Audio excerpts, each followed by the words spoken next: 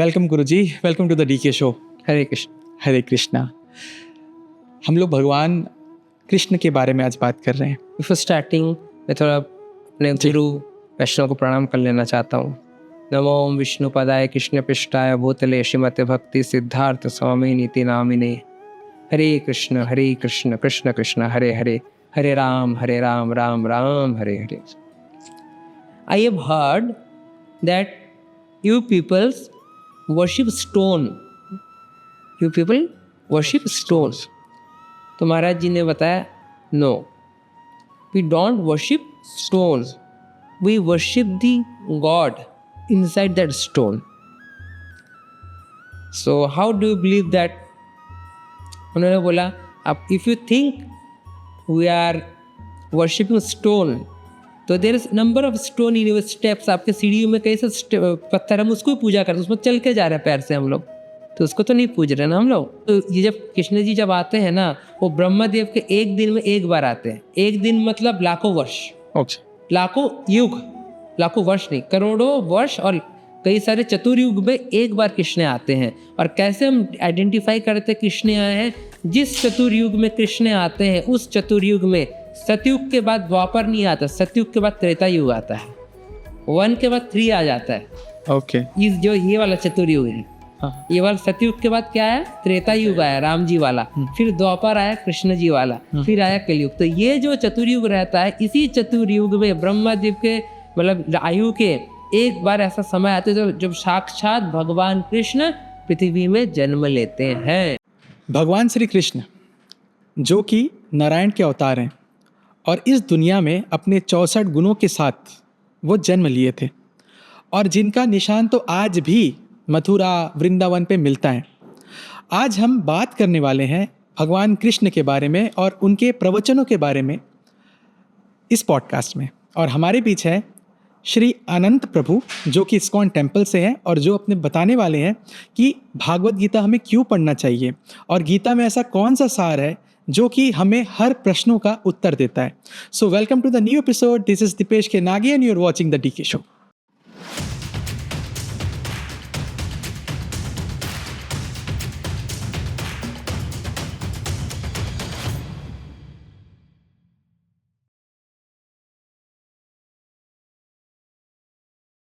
Welcome guruji, welcome to the DK show. Hare Krishna. Hare Krishna.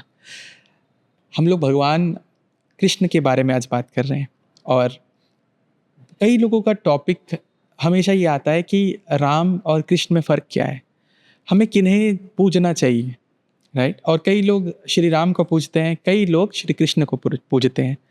तो आपके नज़रिए से क्या लगता है, विश्वास किस में होना चाहिए? ओके, बिफोर स्टार्टिंग मैं थोड़ा अपने गुरु वैष्णव को प्रणाम कर लेना चाहता हूँ। नमो विष्णु पदाय कृष्ण पृष्ठाय भूतले श्रीमते भक्ति सिद्धार्थ स्वामी नीति नामिने। नमो विष्णु पदाय कृष्ण पृष्ठाय भूतले श्रीमते भक्ति वेदांत स्वामी नीति नामिने। नमस्ते सरस्वती देवे गौरवाणी प्रचारिणे निर्विशेष शून्यवादी पाश्चात्य देशतारिणे। जय श्री कृष्ण चैतन्य प्रभु नित्यानंद श्री अद्वैत गदाधर श्रीवासादि गौर भक्तवृंद। Hare Krishna Krishna Krishna Hare Hare, Hare Rama Rama Rama Hare Hare. Thank you so much for welcoming me here. So आपका जो क्वेश्चन है, to whom we should pray, either to Krishna or Ram. Rama, yeah. See, Krishna or Ram both are the manifestation of Supreme Personality of Godhead. भगवान जिसको हम लोग supreme personality of godhead भी बोलते हैं, दोनों की मैनिफेस्टेशन है और दोनों ही पृथ्वी में कुछ पर्टिकुलर काम को एग्जीक्यूट करने के लिए आए थे। Exactly. Now the thing is, whenever God get incarnate in the world, in this material world, there are many types of avatar. Yeah. Such as Shaktavesh avatar. Many times God incarnate by some of the powers, just like Parshuram ji, उन्होंने बल लेकर आया था भगवान का। बलराम जी भी उनका One, you can say या बलराम जी आए थे आध्यात्मिक बल लेके। बलराम जी जो आए थे एक्चुअली, और उसमें वो बहुत बड़ा टॉपिक हो जाएगा, जी है ना। बलराम जी भी आए थे, परशुराम जी भी आए थे, राम जी भी आए, कृष्ण जी भी आए।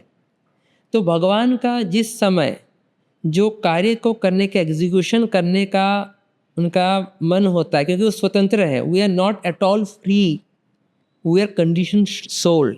हम कंडीशनड है, हम कोई भी चीज़ अपनी इच्छा से नहीं कर हम सकते किसी परिस्थिति में अब सोचिए, हम यहाँ से अपने भोजन को अंदर डालें, उसके बाद हमारा कंट्रोल खत्म भोजन से, एग्जैक्टली राइट।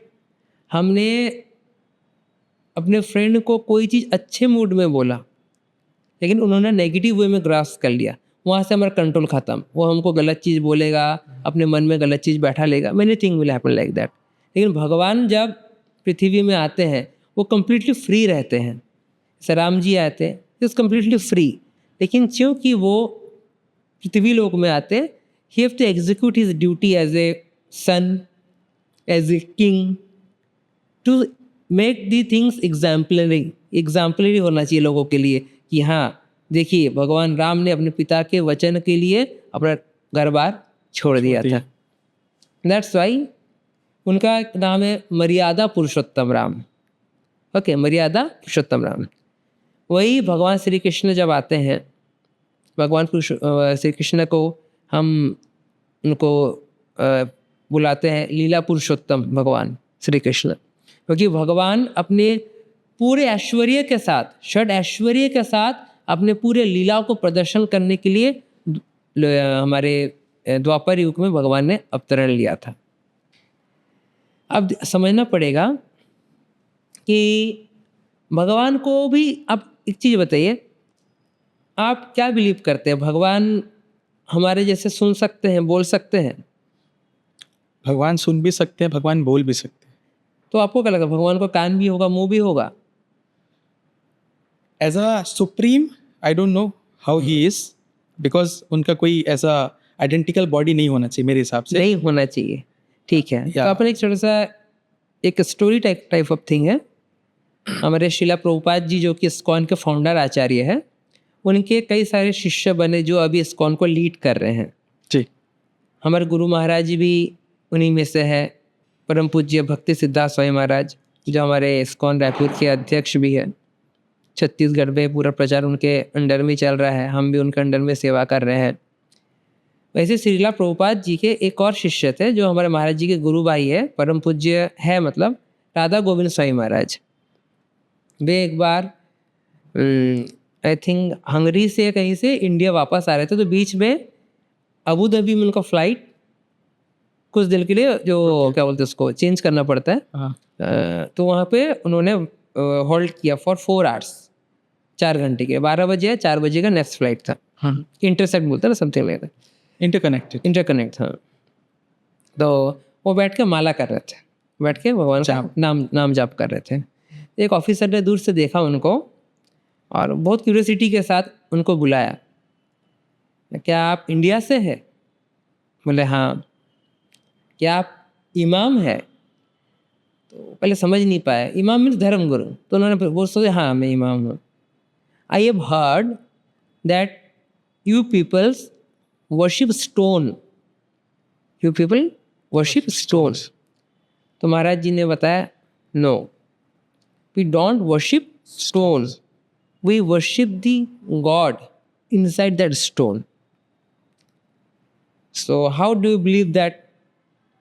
उन्होंने बोला अब if you think we are worshipping stone, तो there is number of stone in your steps. आपके सीढ़ी में कई से पत्थर, हम उसको ही पूजा करते, उसमें चल के जा रहे हैं पैर से हम लोग, तो उसको तो नहीं पूज रहे ना हम लोग। तो हमारे धर्म में स्टोन में भगवान की आकृति कुछ कलाकार बनाते हैं, कुछ पेंटिंग से बनाते हैं, कुछ लकड़ी में बनाते हैं, और नहीं भी बनाते हैं तो उसका स्वयं प्राण डाला जाता है एक क्रिया के द्वारा, उसमें प्राण से उसे जागरूक किया जाता है कि it could be we can think or we can observe God in that stone and we will worship that. Reason है कि जैसे हर जगह में पानी है, हाइड्रोजन भी ऑक्सीजन भी, फिर ग्लास में पानी है, है ना, तो अपने आप मुंह में तो नहीं चले जाएगा ना, देयर मस्ट बी मीडियम। तो एक मीडियम वो चीज़ क्रिएट किया जाता है। वो कन्विंस नहीं हो रहे थे। फिर वो उनका टाइम हो गया नमाज पढ़ने का, वो चले गए नमाज पढ़ने के लिए।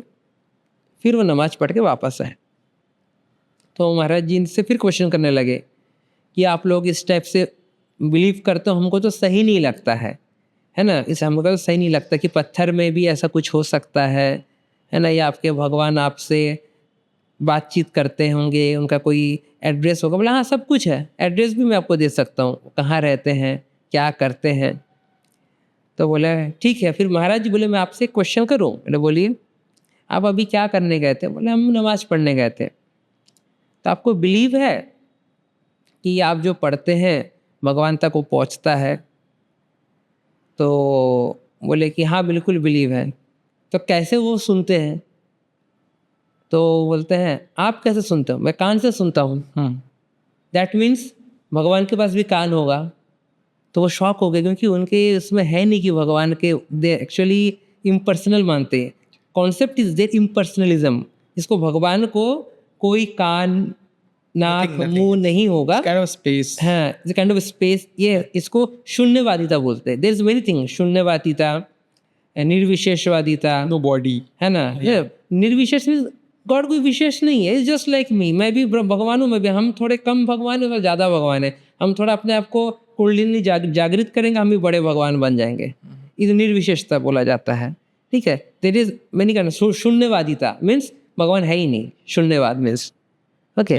जब उन्होंने महाराज जी ने बोला अच्छा ऐसा है क्या, मतलब, तो उन्होंने पहले उनको दिमाग में आया, क्योंकि उनके कॉन्सेप्ट में है ही नहीं कि भगवान का कान भी हो सकता है। फिर उन्होंने थोड़ा देर के लिए शांत हो गए, फिर बोला एक चीज़ और पूछो। बोले बोलिए। डू यू एक्सपेक्ट कि गॉड में टॉक टू यू और he is able to talk to you और you are eager to listen something from God? आप भगवान सुन रहे होंगे तो आप एक्सपेक्ट करते आपसे भी कुछ बोले? बिल्कुल एक्सपेक्ट करता हूँ। तो कैसे बोलेंगे? That means he should also have the mouth also. वो भी बोला हाँ हो सकता है। और ऐसा कैसा भगवान है जो जिसका खाली कान है और मुंह है, नाक नहीं है, आँख नहीं है, कैसे हो सकता है? वो भी होगा, वो भी होना चाहिए। तो फाइनली गेट कन्विंस्ड, क्योंकि मैक्सिमम जो निर्विशेष शून्यवादी इम्पर्सनलिस्ट जो सिद्धांतवादी लोग हैं ना, वो नहीं मानते। अब एक चीज़ बताइए, अगर आपके पास 100 रुपया होगा तभी आप मुझे 10 रुपया दे सकते हैं ना। भगवान के पास सुंदरता होगा, भगवान इतने सुंदर होंगे, रेशमी बाल होंगे, घुंघरालू बाल होंगे, सुंदर आईज होंगे, उनके पास जो सुंदरता उससे कुछ अंश हमको दे सकता सुंदरता में। वो उनके पास अगर रूप नहीं, हमको रूप कैसे दे सकते हैं? उनके पास धन नहीं, हमको धन कैसे दे सकते हैं? उनके पास शक्ति नहीं तो हमको शक्ति कैसे दे सकते हैं? Right. So the point is, जो राम है, जो कृष्ण है, जो आपने क्वेश्चन किया है, राम भगवान जो आते हैं, भगवान के पास 64 कलाएं अलग अलग है।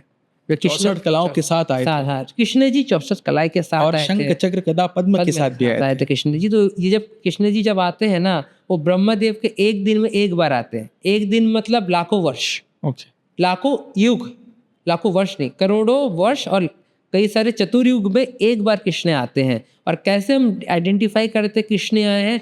जिस चतुर्युग में कृष्ण आते हैं, उस चतुर्युग में सतयुग के बाद द्वापर नहीं आता, सतयुग के बाद त्रेता युग आता है, 1 के बाद 3 आ जाता है। ओके। इस जो ये वाला चतुर्युग है, ये वाला सतयुग के बाद क्या आया? त्रेता युग आया, राम जी वाला, फिर द्वापर आया, कृष्ण जी वाला, फिर आया कलयुग। तो ये जो चतुर्युग रहता है, इसी चतुर्युग में ब्रह्मदेव के मतलब आयु के एक बार ऐसा समय आता है जब साक्षात भगवान कृष्ण पृथ्वी में जन्म लेते हैं। मतलब ये होते रहता है। और आपको बता दूं, generally what we think is Krishna get incarnate, उनके इनकारनेशन विष्णु से हुआ है, यही हम जनरली जानते हैं ना। लेकिन जब आप शास्त्र पढ़ेंगे, मेनली भागवतम पढ़ेंगे, आपको पता चलेगा अबव दिस मटेरियल वर्ल्ड, ये जो भौतिक संसार है, हम किस लोक में हैं? भूलोक में। भूलोक के ऊपर कई सारे भुवन है, भूलोक, भूवरलोक, स्वर्गलोक, मार्गलोक, जनलोक, तपलोक। वैसे नीचे भी कई सारे लोक हैं, सुतल, अतल, वितल, महातल, पाताल करके नीचे भी कई सारे लोक हैं। तो ये जो पूरा प्लैनेटरी सिस्टम है, दिस इज नोन एज भौतिक संसार और material world. above this material world you are having adhyatmic akash, that is spiritual world. In the spiritual world there are Vaikunt planets. Vaikunt planets. Her planet एक एक भगवान के अवतार के लिए भी रखा गया है. जस्ट लाइक राम जी जो रहते हैं, एक प्लैनेट का नाम है साकेत लोक, उसमें राम जी रहते हैं. ओके. सिमिलरली भगवान की जितनी इंकारनेशन हुए हैं सबके लिए एक एक लोक को स्पेसिफाई किया गया था, ताकि उनके वक्त उस लोक में जाके मतलब जो उनको बहुत भजन करेंगे उस लोक को प्राप्त करेंगे करके. सिमिलरली ये जो वैकुंठ है इसके सबसे top most planet is Golok Vrindavan. Golok Vrindavan Radha Krishna बसते, जी राधा कृष्ण बसते हैं ना. और जब राधा कृष्ण को ये संसार बनाना पड़ता है उस समय वो अपने आप को कृष्ण जी एक्सपैंड करते हैं अपने आप को as 3 Vishnu. First is Mahavishnu, second is Kshirodakshayi Vishnu, third is Karanodakshayi Vishnu, sorry Garbhodakshayi Vishnu. ये 3 विष्णु के रूप में भगवान कृष्ण अपने आप को एक्सपैंड करते हैं. इसका आपको प्रूफ चाहिए तो आप शास्त्र जब पढ़ेंगे आपको पता चलेगा. एक विष्णु आसमान में लेटे हुए हैं और आसपास बहुत सारे प्लैनेट्स दिखेंगे आपको. पद्मनाभेश्वर आता है. हाँ एग्जैक्टली. तो उनके रोम कोप से ब्रह्मांड निकलते हैं, वो श्वास लेते हैं ब्रह्मांड निकलते हैं. दैट्स महाविष्णु है ना. उसके बाद जैसे एक ब्रह्मांड का सृष्टि हो जाता है उसको कंट्रोल करने के लिए एक विष्णु और एक विष्णु का फॉर्म है, that Kshirodakshayi Vishnu. He reside in Kshir Sagar, ocean of milk, जो हम बड़े बड़े टेलीस्कोप से देखते हैं. And we say that is the milky way galaxy. That is not milky way galaxy, that is the milk ocean of Kshirodakshayi Vishnu. What we just able to see the tinge मात्र खाली देख पाते हैं किनको, वो क्षीर सागर को, जहाँ पे शिरोदक्षाई विष्णु रहते हैं. पहुँचना तो इम्पॉसिबल है, चाहे जितना बड़ा आप विमान ले आइए, इतना बड़ा दूरबीन ले आइए, that is very very far above from the universe actually. लेकिन हम सुन लिए ना, मिल कहाँ से नाम आया, कहाँ से नाम आकाश गंगा. जो वर्ड है ना आकाश गंगा, गंगा तो वहाँ क्यों नाम आया, वो भी शास्त्र में है. Why the name is Akash Ganga, why the name is milky way galaxy, why it look like milky, it can be something else. Milky way क्यों, क्योंकि बताया गया शास्त्रों में कि वहाँ पे जो क्षीर सागर है शिरोदक्षाई विष्णु उसमें रहते हैं. ठीक है. और उसके बाद जब पृथ्वी में जीव पैदा होते हैं सबके यहाँ परमात्मा रूप में गर्भोदक्षाई विष्णु वास करते हैं. मतलब हर एक लिविंग ऑर्गेनाइजेशन के अंदर भी विष्णु रहते हैं. As a it is just like एक पेड़ में 1-2 पक्षी है, एक फल खा रहा है, ये शास्त्रों का एनालॉजी है. एक फल खा रहा है, एक उसको देख रहा है, वो कुछ नहीं करता, खाली देखता है. सो लेकिन जो परमात्मा है, जैसे पिछले दिनों मैं अपने गांव गया था, मेरी मॉम बोली कि मेरे को थोड़ा सा मार्केट चलना है. तो मेरी मम्मी को बोला ठीक है, पापा तो नहीं है, मैं लेके चलता हूँ आपको. तो गाड़ी निकाला, मम्मी को लेकर बैठाया गाड़ी में. I am just keep starting the car, start ही नहीं हो रहा है ना. पहले क्लच तो पूरा दबाया, फिर भी स्टार्ट क्यों नहीं हो रहा है. तुरंत मैं भगवान को याद किया, भगवान को बोला क्या हो रहा है भगवान. मैं जानता हूँ कि हर एक चीज़ के पीछे भगवान का बहुत बड़ा प्लानिंग होता है, खास करके जो भगवान पे फेथ रखता है, थोड़ा बहुत भी है ना, तो बहुत प्लानिंग होता है. तो मैं रोका, घर निकला, मम्मी आप पर्स लाए हो. हाँ पर्स लाया हूँ. ठीक है, देख घर बंद है. घर बंद है. मैं उतरा, घर का चाबी लिया, अंदर गया, लाइट है. फिर मैं सिलेंडर चेक करने गया, देखा वहाँ पे मतलब एल्युमिनियम का छोटा सा बाउल था, उसमें दूध डला हुआ था, दूध काला हो चुका था पूरा, और चिमनी था करके स्मेल नहीं जा रहा था बाहर, है ना, पूरा काला. और कुछ देर में रहता, हो सकता है पूरा जल जाता, आग लग जाता उसमें, और 5-10 मिनट रहता तो भगवान मतलब गाड़ी तक मतलब कारण से रोक दी. हाँ. और कई बार तो ऐसा होता है मैं कुछ भूल जा रहा हूँ ना, अंदर से आता है आवाज़, तो हम लोग क्या बोलते हैं, मेरा 6 सेंस ने बोला. वही 6 सेंस नहीं होता है, दैट इज गॉड इनसाइड. बसते हैं, डायरेक्ट बसते हैं. ये हमको बस पहचानना है जी.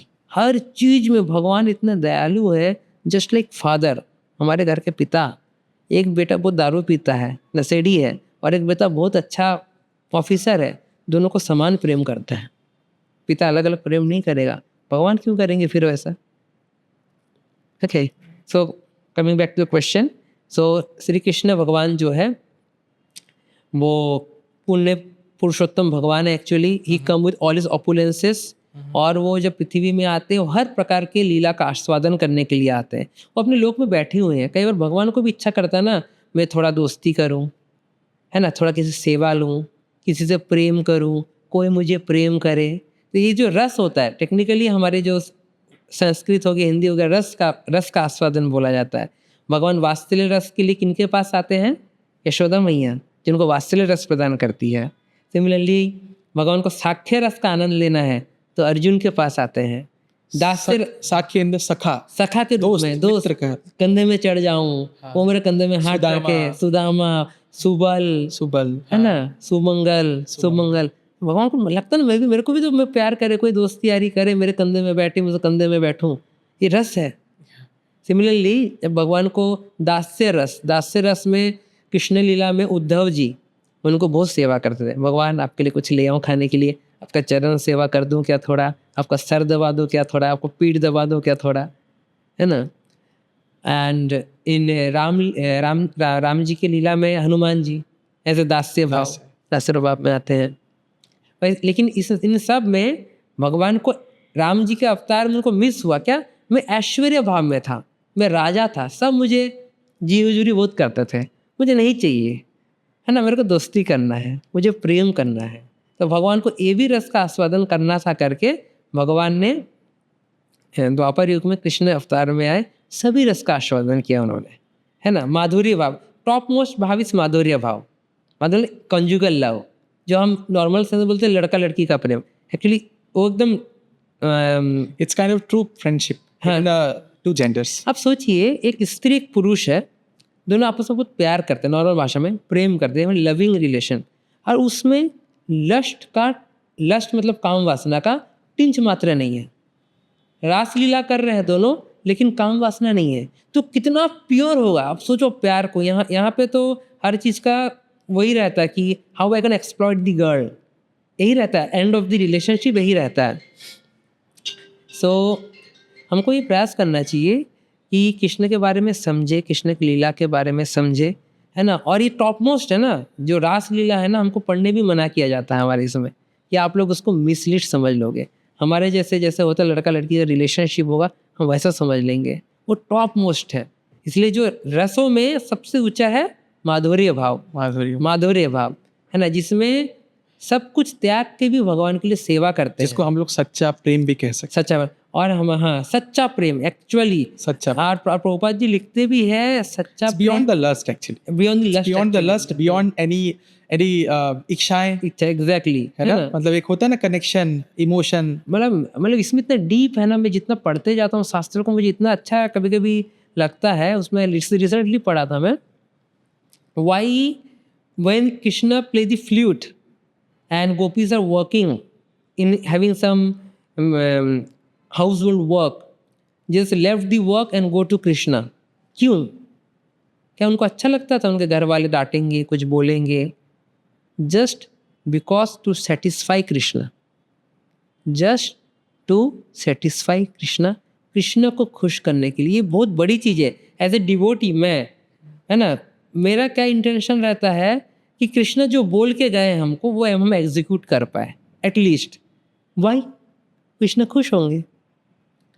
If I am having relationship with someone, with my parents, with my better half, girlfriend और वाइफ, वो जो हमको बोल के जाए, देखो I am going to my mother's house, मैं अपने मम्मी के घर जा रही हूँ, ससुराल जा रही हूँ, मेरा पप्पी है, आप इसको ना रोज़ सुबह शाम ये कर देना, और 3 दिन बाद इसका बर्थडे भी है, बर्थडे भी सेलिब्रेट कर देना।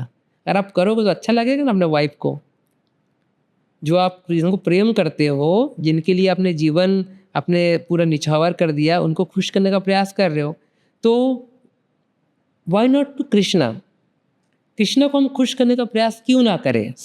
Many times my friends they used to ask me कि क्या ज़रूरत है यार, क्या ज़रूरत है करने का, है ना, ठीक है ना, कमाओ धमाओ, बढ़िया से कार में घूमो, है ना, बढ़िया खाओ पियो, व्हाट इज़ द नीड? ये बहुत ज़रूरी चीज़ है ना, व्हाट इज़ द नीड?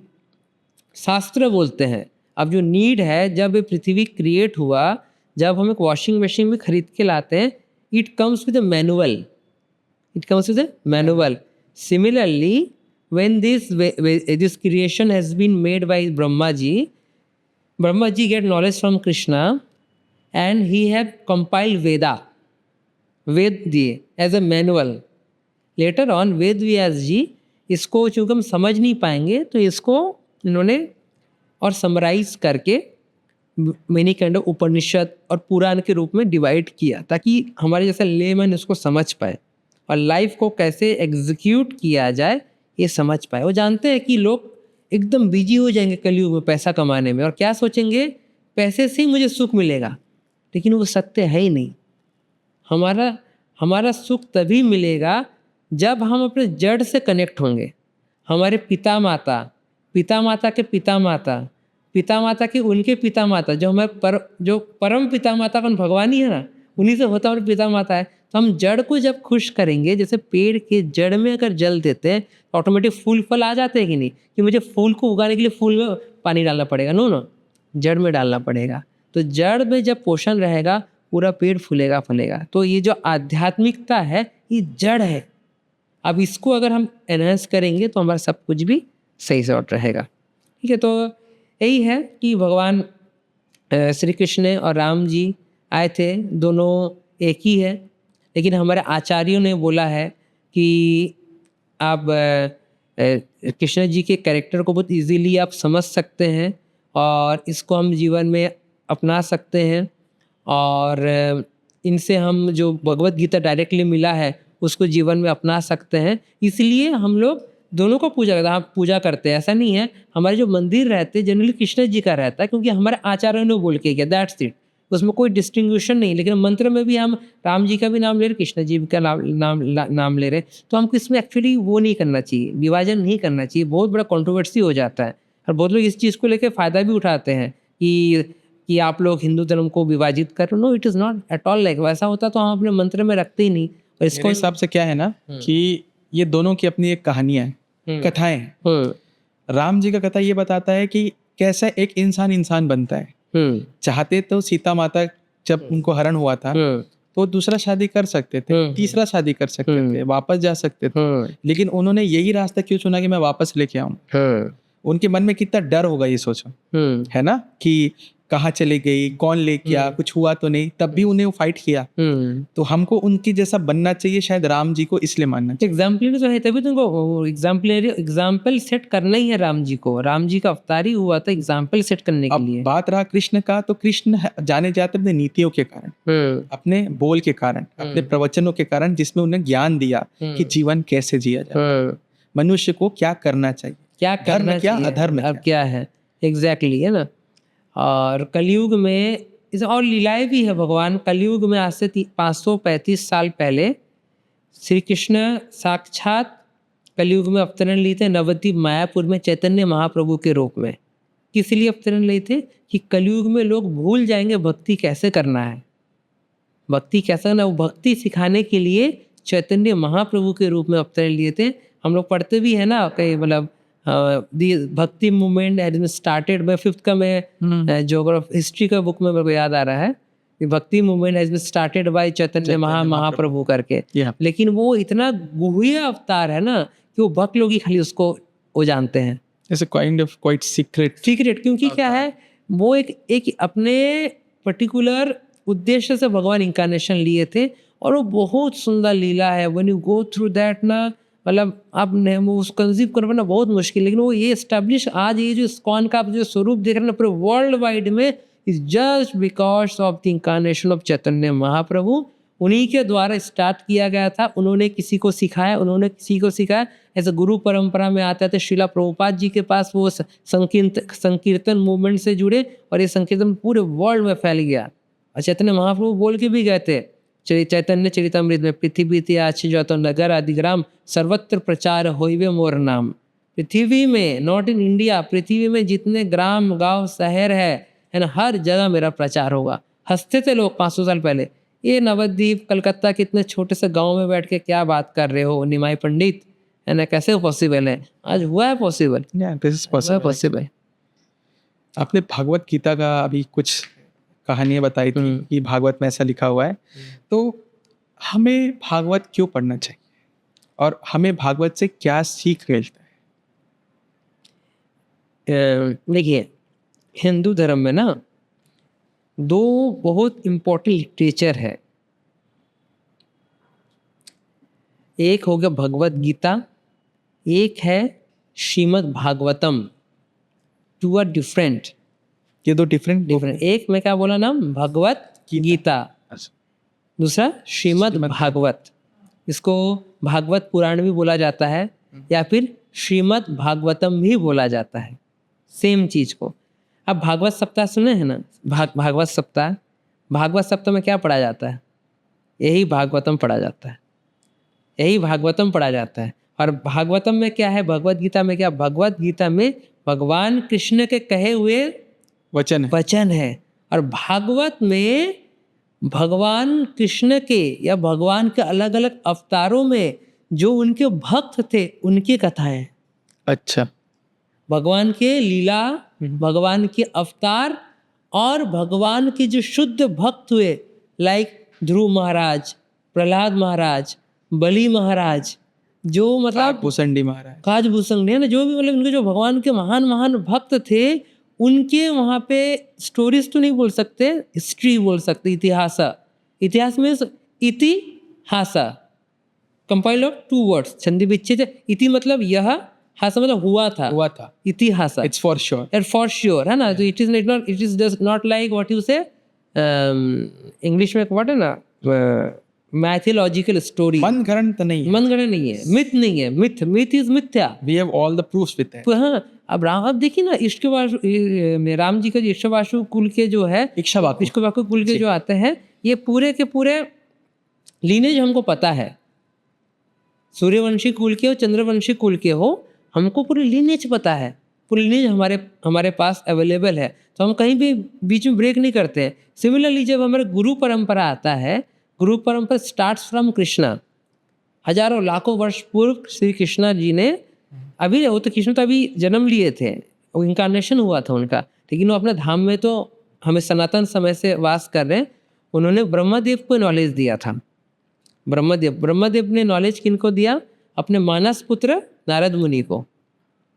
मानस पुत्र क्यों बोला जाता है? उनके मन से वो अवतार लिए थे, उनके लिए कोई बायोलॉजिकल मदर का जरूरत नहीं पड़ता है, ठीक है, खुद से ही पैदा किया था, मन से ही पैदा कर लेते हैं ना, ये पावर होता है ना, कि जैसे मानस, तो उन्होंने अपना नॉलेज किनको दिया? नारद जी को। राजा दक्ष भी मानस पुत्र थे, है ना, जैसे मरीचि हो गए, ठीक है। स्टार्टिंग में उनको अब संसार बढ़ाना था, तो उनको तो कुछ उत्पन्न करना था, तो उन्होंने मन से कई सारे उत्पन्न की। 4 ऋषि उत्पन्न किए थे जिन्होंने हिंदू धर्म को बनाया। कश्यप ऋषि हो गए, है ना, तो उन्होंने फिर अदिति से विवाह किया। हाँ, कई सारे उन्होंने, अदिति है, सर्प हुए, गरुड़ हुए, हाँ, उनके फिर वनीता है, कद्रू है, है ना, तो इनके साथ विवाह करके अलग अलग प्रजातियों के जन्म हुआ उनसे।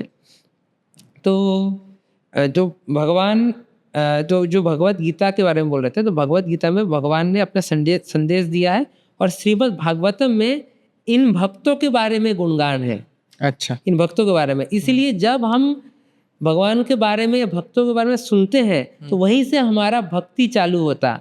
श्रवणम कीर्तनम विष्णु स्मरणम पाद सेवनम, बोला गया, एक श्लोक है कि जो स्टार्टिंग होता है भक्ति कहाँ से होता है? श्रवण करने से। श्रवणम कीर्तनम विष्णु, पहले श्रवण करो फिर कीर्तन करो, फिर करना। ऐसा नहीं पहले कीर्तन करना चालू, नहीं, पहले श्रवण करो, पहले सुनो। जैसे आज मैं आपको बोल रहा, आप सुन रहे हैं ना, आप ऐसी भागवत जब सुनते रहेंगे कि भगवान कितने दयालु है, भगवान कितने पावरफुल है, कि अपने भक्त को रक्षा के लिए खंबे के अंदर से प्रकट हो जाते।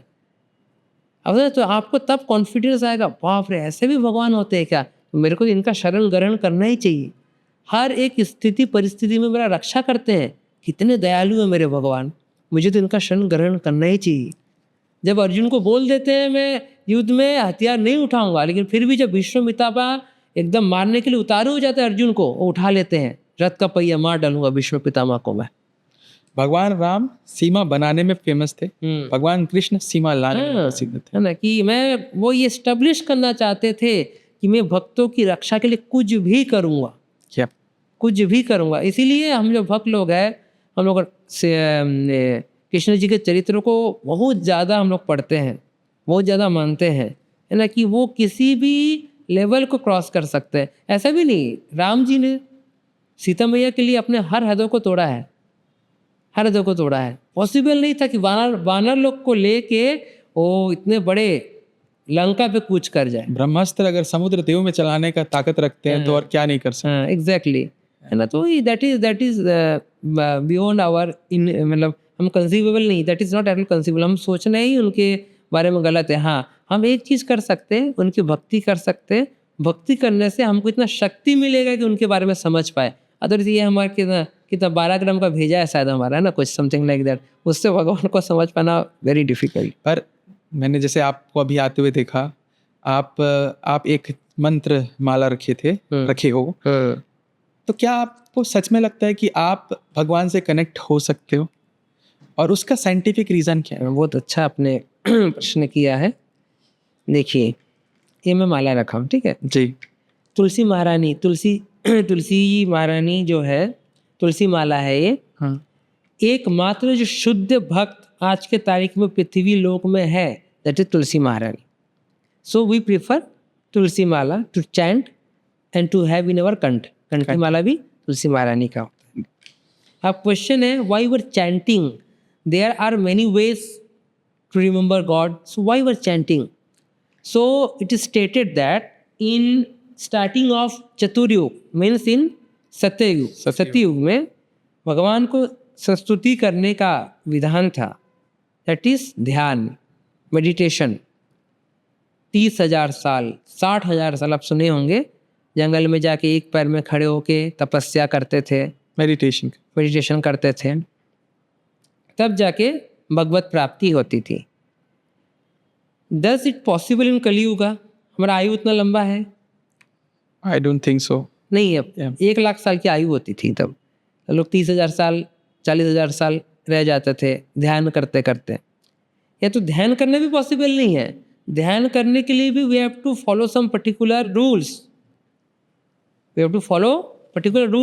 जैसे अष्टांग योग बोला जाता है उसको। उसमें पहला आता है यम, फिर आता है नियम, है ना। ऐसा करके उनके लास्ट है समाधि, लास्ट है उनका समाधि। तो बहुत मज़ेदार चीज़ है हमारे कृष्णा कॉन्शियसनेस में कि हम जब भगवत नाम करते हैं, हरे कृष्ण मंत्र में डांस करते हैं, ये चैंटिंग करते हैं, पूरे 8 को बाइसेक्ट करके हम डायरेक्ट 7 को बाइसेक्ट करके 8वें समाधि में पहुंच जाते हैं। I will prove that. तो पहले मैं इसको कंक्लूड कर लेता हूँ। तो जो सतयुग में जो विधि था ध्यान करने का, पॉसिबल नहीं है, क्योंकि हमको स्वच्छ एक जगह चाहिए, हमको स्वच्छ जगह चाहिए जहाँ बैठ के हम कर पाए, जहाँ पे कभी कुछ किसी भी प्रकार का गलत काम ना हुआ हो, पूर्णतः पवित्र हो, ठीक है। आसपास के वाइब्रेशंस वो पॉजिटिव होने चाहिए। तो इस टाइप का एरिया शहर में रहे तो पॉसिबल नहीं है। और गांव में चले जाएंगे तो हम वहाँ पे, या जंगल में चले जाएंगे वो हम कर नहीं पाएंगे। और गलती से कर दिए, हम मोबाइल तो रखे रहेंगे अपने साथ, जैसे ध्यान में बैठेंगे, टुंग टुंग WhatsApp, Instagram, YouTube notification, friends का कॉल, फैमिली का कॉल। हम तो 30,000 साल भूल जाइए, 30 मिनट भी हम कंसंट्रेट नहीं कर पाते हैं प्रैक्टिकली। आप बताइए 30 मिनट आप कब मेडिटेशन कर पाए हैं? अब इतने ईयर में कि शांति से बैठ के कल को भी डिस्टर्ब ना करें, पॉसिबल नहीं हो सकता कलयुग में, नॉट एट ऑल पॉसिबल। अब सेकंड है त्रेता युग, राम जी का युग है। इन त्रेता युग the way for getting the God consciousness और टू भगवान भगवत प्राप्ति के लिए यज्ञ का प्रावधान था। कलयुग में इतने क्वालिफाइड कोई यज्ञिक ब्राह्मण अवेलेबल नहीं है। ये शुड बी मोस्ट प्योर, ठीक है। वो आप खुद समझ सकते हैं कि उतना प्योर रह नहीं, होंगे भी बहुत कम परिमात्रा में होंगे जो बड़े के बड़े यज्ञ को कंप्लीट करवा पाए, उसको फल को हमको दे पाए। यज्ञ कंप्लीट हुआ है कि नहीं उसका भी विधान था। आप जो क्वेश्चन किए थे ना, वेद में लिखा था यज्ञ में पशु बलि अलाउड था। मैं बोलूँगा हाँ अलाउड था। अब डर जाओ, हाँ कितना खतरनाक कल्चर है, पशु को मार देते थे। नहीं, पशु को मारते थे और तुरंत पशु जिंदा हो जाता था, और दैट इज द प्रूफ कि यज्ञ आपका सक्सेसफुल हुआ है। अब वो पॉसिबल है अभी करने, ऐसा कोई पॉसिबल नहीं है। पर आपको नहीं लगता कि पशु मारना एक वायलेंस या वही मैं बताना चाह रहा हूँ आपको। और पहला क्वेश्चन तो ये है कि क्या सच में हमारे वैदिक सनातन धर्म में पशु बलि का वर्णन है? आपको बताता हूँ, इस चीज़ को बहुत एम्फसाइज मैं करता हूँ हर जगह जाके। हर समय हर काल में रजोगुणी तमोगुणी सतोगुणी लोग हुआ करते हैं। जिसको जो तमोगुण में ये सब खाते हैं उसको मलेच्छ चंडाल बोला जाता है। ठीक है, उन लोग खाते हैं यवन, गौमांस खाते हैं। ठीक है, ये बोला जाता है ना। ये तो ऐसा है कि कोई हिंदू ही है, फॉरेन चले गया, वो खा रहा है, वो खा रहा है लिटरली, और उनको कोई भेद भी नहीं है। लेकिन वेदों में इसकी लिखाई क्यों गया? इसलिए लिखा गया कि उनको पता था कि जो तमोगुणी लोग होते हैं वो कुछ भी पकड़ के खाएंगे, इन लोग कुछ भी इन लोग पकड़ के खाएंगे, इनको रोका कैसे जाए। तो उसमें इसलिए उन्होंने क्या किया कि चलो आपको बकरा बलि देना है, अमावस्या के दिन में जंगल में जाके काली भगवान का ऐसा ऐसा विधि से पूजा करना है और आप बकरे का बलि वहाँ जाके दे सकते हो। आप बताइए अमावस्या महीने में कितना बार आता है? एक बार आता है। जंगल में आप जाओगे, उसको बलि दोगे, खाओगे, 100 लोग में कितना लोग कर पाएंगे? एक एग्जीक्यूशन, एक व्यक्ति। तो सोचिए कितना डाउन हो जाएगा, पशु बलि कितना डाउन हो जाएगा। जिनको खाने का इच्छा है, 100 लोग का इच्छा रहेगा तो एक ही आदमी उसको कर पाएगा। तो इसको विधि ये था कि जो हमारे 18 पुराण है वो 6 के डिवाइड किया गया है। 6 तमोगुणी के लिए, 6 रजोगुण के लिए और 6 सतोगुणी के लिए। तो जो तमोगुण के पुराण है उसमें ये सब चीज़ इसलिए लिखा गया है कि gradually they will become more conscious about God और ऊपर की तरफ आएंगे। डायरेक्ट आप उनको बोलोगे चलो मंदिर चलो, 16 माला करो, प्याज लहसुन छोड़, तो पॉसिबल है? नहीं पॉसिबल है। उनको अपलिफ्ट करने के लिए, not only in our religion, in fact in Islamism also. उसमें क्या लिखा आपको पता है कि आप कभी भी किसी का भी बलि देते हो, है ना, तो उसको 8 भाग में डिवाइड करो। 7 भाग को आपको दान में देना है और 1 भाग को अपने घर ले जाना है। अगर आप 8,000 का कुछ मटन खरीदे हो मार्केट से, 7,000 का दे दोगे आप जाके? एक पॉसिबल है क्या? नहीं है। तो उसमें भी इस चीज़ को कम करने के लिए प्रावधान लाते, मतलब लिखा गया है। लेकिन इनफैक्ट इन क्रिश्चियनिटी ऑल्सो उसमें भी बोला गया है कि हम खाली फ्राइडे और सैटरडे को हम इस चीज़ का वो कर सकते हैं। तो बाद में थोड़ा मैनिपुलेशन हो जाता है, जैसे हिंदू धर्म में हुआ। नहीं, जरूरी नहीं अमावस्या के दिन बलि देना, आप किसी भी दिन काली माँ को बलि दे के खा सकते हैं। ये डाइल्यूशन कर दिया गया बिकॉज पैसा कमाना है। पर क्या होता है ना, अगर आप प्रैक्टिकली इंडिया में देखोगे, एज अ वेस्ट बंगाली देख लो, हर घर पे they use to more about like they believe on Mata Kali, है ना, काली के रूप पे ज्यादा बिलीव करते हैं। और हर घर पे मोस्टली बलि प्रथा कल्चर है। वो फिश देते हैं, माइट बी गोट देते हैं, मुर्गा देते हैं, but they will write. Even in बहुत सारे स्टेट में भी, हमारे इंडिया पे कई स्टेट्स पे एक इष्ट देवता होती है हर घर पे। अगर वो उनका नियम है तो उनको बलि देना ही पड़ता है। तो ये कितना रिलेटेबल है? लाइक देखिए जैसे आप एक वेस्ट बंगाल का एग्जाम्पल लेते हैं ना, वो सुंदरबन जानते हैं? सुंदरबन डेल्टा, सुंदरबन में उन लोग जो खेती भी करते हैं ना, वो कैसे होता है? आपको पानी के ऊपर होता है, बहुत पानी कीचड़ है, पानी के ऊपर वो बांस से एक परत बनाते हैं। ओके, उसके ऊपर मिट्टी डालते हैं ताकि मिट्टी थोड़ा सूख जाए, थोड़ा सूख जाएगा, उसमें वो प्लांटेशन करते हैं। थोड़ा बहुत भी जो उगाना है, बाकी दूसरा खाने का ऑप्शन क्या है? मछली, फिश, राइट। सिमिलरली अगर जैसे इस्लामिक जो धर्म है वो कहाँ से पॉपुलेट हुआ? अरब से। या वहाँ तो सिर्फ नॉन वेज ही है, प्लांटेशन है नहीं, ऊँट है या जो भी अदर एनिमल्स है उनको खा रहे हैं। तो क्या यहाँ पे आने के बाद भी हम उसको फॉलो करना चाहिए? एक नॉर्मल टेंडेंसी बता रहा हूँ। बंगालीज अगर कलकत्ता सुंदरबन से शिफ्ट होके मिडिल ऑफ इंडिया में आ रहे हैं, जब बहुत अच्छा प्लांटेशन है, सब कुछ अच्छा है, तो डेफिनेटली उनको ये सब चीज़ में नहीं जाना चाहिए। उनको बताएगा कौन? उनको बताएगा कौन? हमारा जो गौड़िया वैष्णविज्म है, ये गौड़िया प्रदेश वहीं से, हम गौड़िया प्रदेश से वो पॉपुलेट हुआ था। ये जो हम जो फॉलो करते हैं ना, ये हमारे वेस्ट बंगाल तरफ से पॉपुलेशन हुआ था। तो सोचिए हम जो है, जो बंगालीज है एक्चुअली, वो ये सब सबसे ज़्यादा खाते हैं। और इसको रोकथाम के लिए आप बोल सकते हैं, जो धर्म निकला है ना, गौड़ीय वैष्णविज्म जो निकला, ये है ना, ये वहीं से निकला। और पूरे वर्ल्ड को अभी वो नॉन वेजिटेरियन बना रहा है, सॉरी वेजिटेरियन बना रहा है पूरे वर्ल्ड को। और निकला कहाँ से? इंडिया के ऐसे जगह से जहाँ पे सबसे ज़्यादा नॉनवेज खाया जाता है, जहाँ पे, आप समझ रहे? तो इसको कोई बताने वाला नहीं था। दिक्कत यह है, कोई बताने वाला नहीं है। अगर कोई बताने वाला है, मैं बंगाली हूँ, ठीक है, मैं 5 साल, जब मैंने 5 years old, I have read some book, हाँ, I think it might be ISKCON only. Book क्या पढ़ा था, मैं सुना था, कोई पढ़ रहा था, मैं सुना था। और मैं 5 साल नहीं, मैं जब हाँ 5 साल हो, मैं 2nd या 3rd में रहूँगा, मैं तब सुना था। और उस दिन से मैं त्याग दिया था खाना।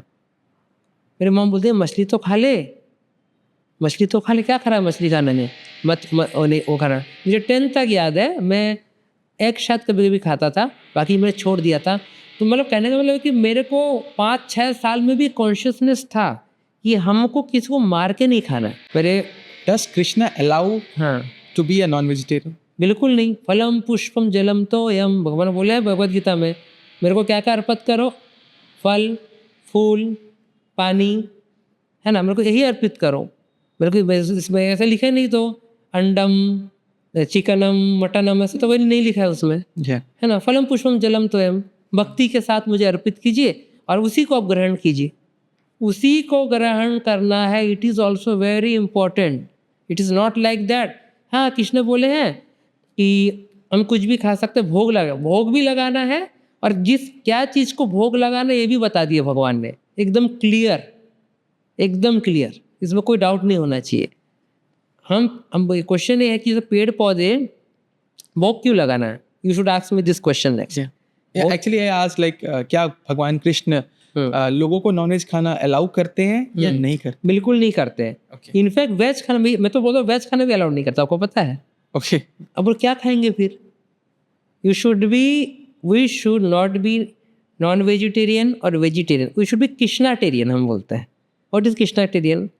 What Krishna allowed, you just cook that food and offer it to Krishna. Why we should offer to Krishna? भगवान ने बोला फलम पुष्प, ठीक है, फल फूल कंद मूल हम लोग खा लेंगे जो भी है ना। तो कृष्ण को ऑफर करने का क्या जरूरत है? पेड़ों में भी जान होता है। मेरा एक फ्रेंड मुझे क्वेश्चन किया था 10-12 साल पहले, मैं आंसर नहीं कर पाया था। पेड़ों में भी जान होता है, जैसे इसमें जानवरों में होता है, पेड़ों में भी होता है। तो और मैं उसको गलत भी नहीं प्रूव कर पाया था कि हाँ, सांस लेते हैं, ऑक्सीजन छोड़ते हैं, बढ़ते हैं, उससे दूसरा एक पेड़ से दूसरा पेड़ का भी जन्म होता है उसके सीड से। तो ये तो कोई डिफरेंट नहीं है। Exactly the thing is that उनका जो कॉन्शियसनेस होता है, चेतना बहुत कम होता है। जानवरों में चेतना विकसित बहुत ज़्यादा रहता है और पेड़ों में कम होता है। तो उनको उसकी अनुभूति कम होती है कि मैं काट रहा हूँ, मार रहा हूँ, जानवरों की अपेक्षा। लेकिन ये काटा हूँ, उसका तो फल मिलेगा मेरे को। लेकिन वेदों में लिखा है, जीवस्य जीवनम लिखा गया है कि इस पृथ्वी में अगर किसी को भी जीना है, मतलब जीवन से ही आता है। इसका मतलब है जीवस्य जीवनम मतलब होता है जीवन से आता है। पेड़ों को मैं खा रहा हूँ करके मैं जिंदा हूँ, ठीक है, लेकिन भगवान ने अलाउड किया है करके मैं खा रहा हूँ। भगवान ने अलाउ किया है करके मैं खा रहा हूँ, और भगवान को ऑफर करके खा रहा हूँ मैं। क्योंकि जब हम खाना भी बनाते हैं ना, तो भी पानी में हर जगह जीवाणु कीटाणु है, वो भी मरते हैं उबालने से, पैर के नीचे दब के मरते खाना बनाते वक्त। लेकिन जब हम कृष्ण को ऑफर करते हैं, वो नलीफाई हो जाता है। लेकिन आप इसमें कभी भी हमको घमंड नहीं करना चाहिए, हम तो वेजिटेरियन है जी, हमको कोई पाप नहीं लगता है। नहीं, उसमें भी कार्मिक रिएक्शन है। जब हम मतलब this is known as science of Krishna consciousness. हर चीज़ में हम कभी अब हम ऐसा गलत मनोधारणा में नहीं रहेंगे कि घमंड नहीं करना चाहिए, अरे तुम लोग तो नॉन वेज वाले हो, तुम नर्क जाओगे करके। हम तो वेज वाले हैं, हम खाली पनीर खाते हैं, है ना। Not like that. अगर खाना भी है तो भगवान को भोग लगा ही खाना चाहिए, क्योंकि खाना बनते वक्त भी बहुत से अपराध होते हैं हमसे।